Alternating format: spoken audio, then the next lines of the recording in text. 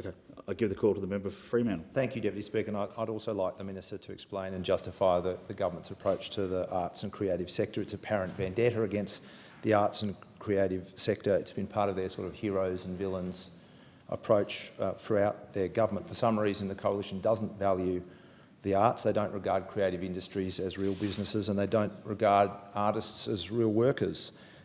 Never mind the fact that the sector employs 645,000 Australians and generates $111 billion annually. Never mind the fact that arts and creative industries were among the hardest hit by the pandemic.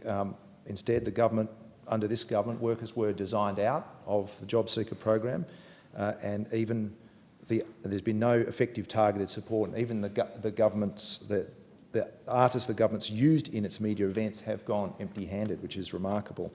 It does tell you something that even in the cases where the government's made announcements like the location incentive scheme, that it cannot bring itself to talk about the people that actually work in that sector, that it focuses on electricians and carpenters, which are important tradespeople and they're important jobs. But would it kill the government, would it kill this government, the Prime Minister and the Minister, to actually mention filmmakers, screenwriters, producers, stunt people, actors? Would it kill them to mention the people who actually work in this industry? You know, are these workers whose names cannot be spoken for any reason other than that there is this enduring antipathy from the government to those workers? Deputy Speaker, the Minister should know that creative industries ought to be a foundation block in the broad task of building new jobs and even new export opportunities in the future.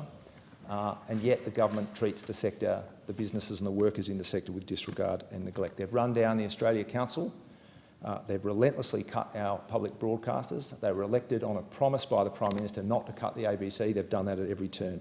They're doubling the cost of studying arts and humanities, and they've comprehensively ignored the specific need of the arts and creative industries in their pandemic response. So, Minister, why is the government going out of its way to make life harder for the creative industries and workers, for Australian storytellers and songwriters and filmmakers and artists, when they've been acutely affected through the pandemic, and really they should be a key focus of our COVID-19 recovery?